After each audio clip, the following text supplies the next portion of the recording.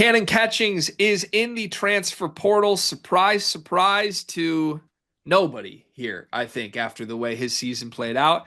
Catchings was a guy we've covered on this channel a bunch because he was a former Purdue recruit, one of the highest rated commits in the Matt Painter era, and he kind of ghosted them in the summer last second. He decommitted, ended up at BYU for a bag, started a bunch of games early in the season for BYU. BYU was not all that good.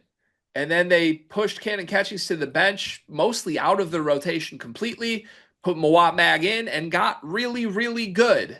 I don't think that's a coincidence.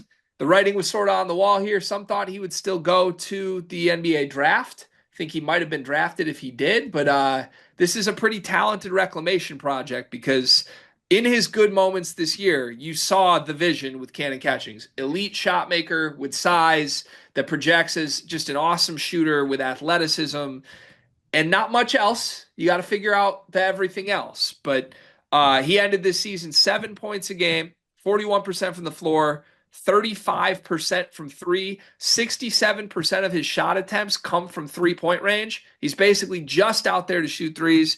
And poor free throw shooter, weirdly, only shot 58% from the free throw line on 46 attempts this year. So I know your school is connected here. You can elaborate on that in just a moment. There has been some questions on like, hey, would Purdue take him back if he wanted to basically admit his wrongs and go to Matt Painter? I don't know the answer to that question, but what are you hearing on Canon Catchings, Riley? Yeah, I think one of the most interesting things about Catchings is he entered the portal with a do not contact tag, which usually means don't talk to me, talk to my agent. Do you know who his agent is, Greg? Who would that be? Jim Tanner. Do you know what Jim Tanner's job is now? Is that Overtime Elite something? No, Or that's the UNC general manager. oh yeah, that guy.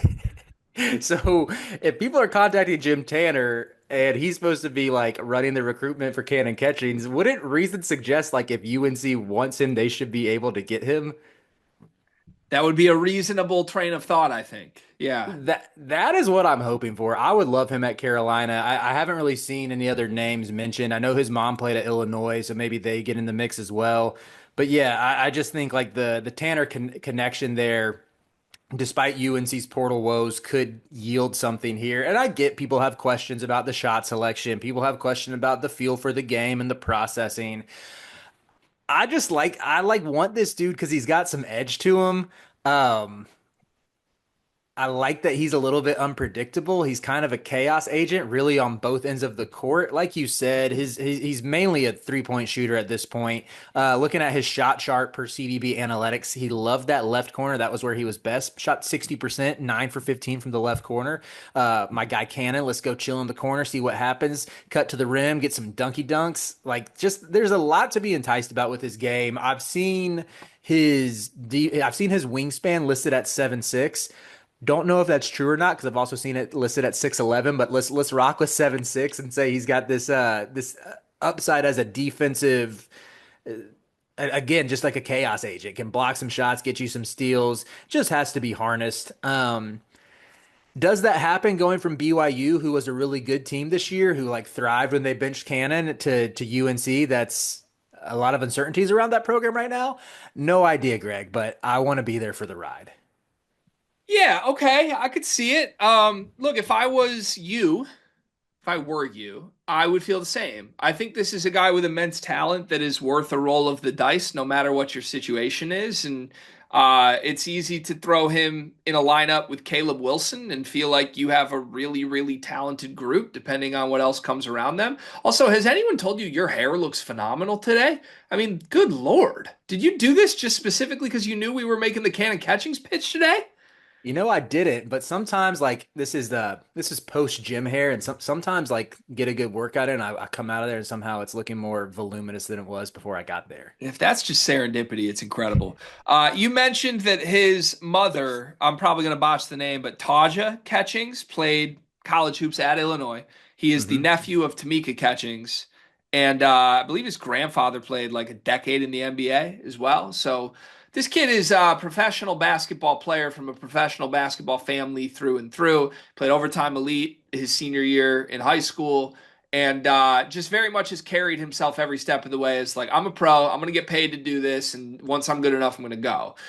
The big curveball elephant in the room is that he isn't good enough to go. Hmm. So my questions to that are still pretty real here. And I say this as a big time believer in Canon Catchings game. I'm not like some of the Purdue fans who are like, oh, screw him, he's worthless. I think he would have helped a lot of really good teams this year. I think he could have helped BYU more than he did this year.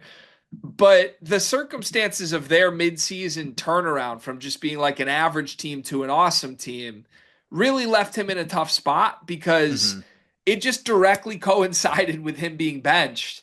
And I don't think it's necessarily all his fault because they could have played Mawat Mag and also played Canon Catchings, but that's just not how they operated. They basically gave Mag Catchings role. The defense got better.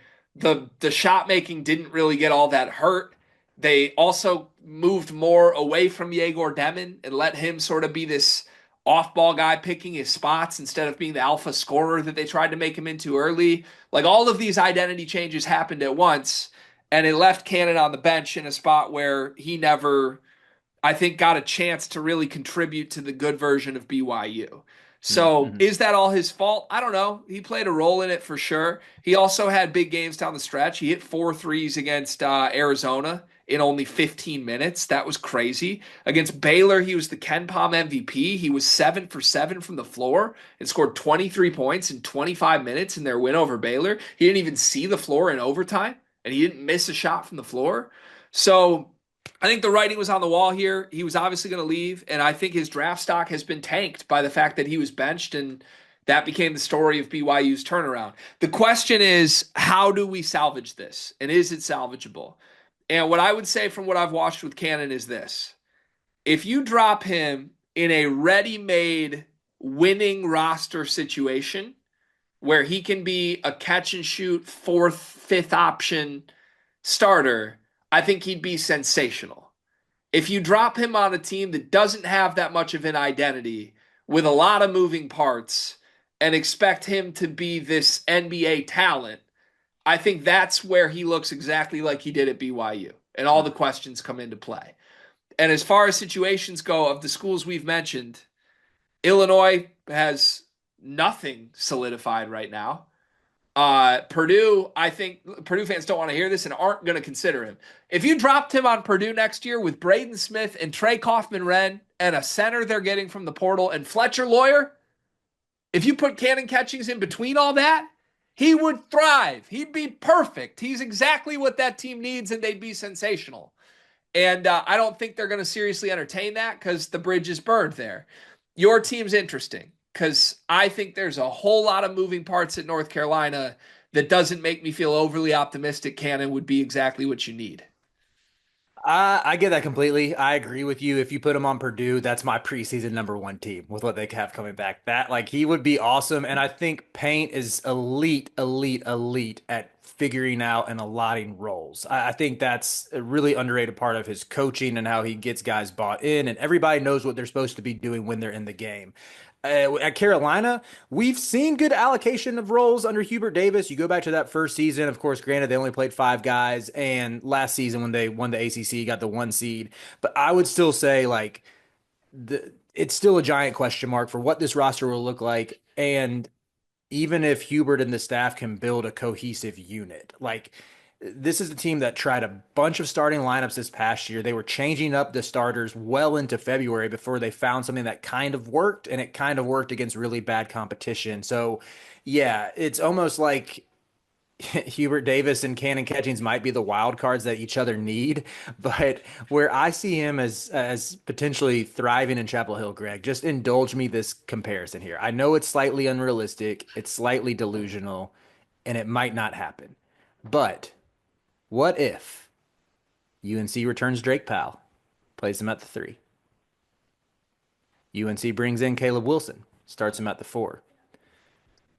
What if Canon Catchings is the first forward off the bench, and you just give him like the Isaiah Evans role that that he had at Duke? It's like, Cannon, you're coming off the bench. You're there to take some crazy shots. You're there to make those shots, and you're there to give us some defense too. You're just Yeah, there to I play.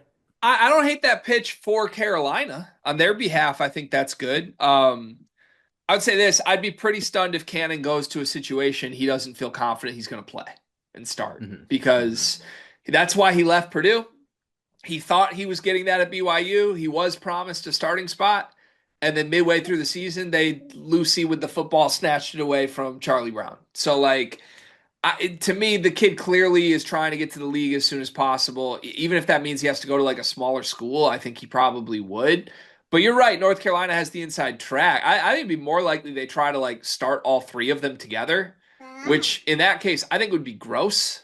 Um, because then you're getting to a point where like you now have three guys in Powell, Catchings, and Wilson who, let's be honest, want to be in the NBA, think they're lottery picks but might not be, and are dependent on like having a great point guard and a great center with them, and we have no idea what that looks like for Carolina. So there's a lot of moving parts. It could work, but it would scare me.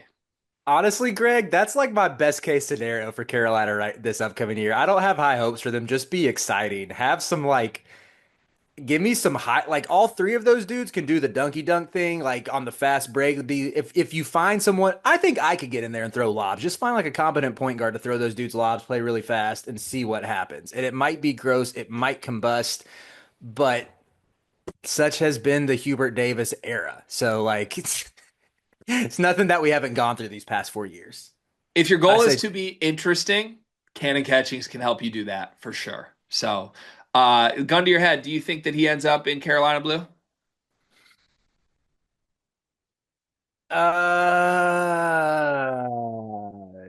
yes. A not so confident yes, just because I've thought like 10 different guys were going to end up in Carolina Blue this time last year, and maybe one of them did, and that was Kate Tyson. I think he's yours if you want him. I'm going to guess that you want him. The agent connection feels too big. So I think he will end up in Carolina. We shall see. That would make Theo Davis extremely happy, I think.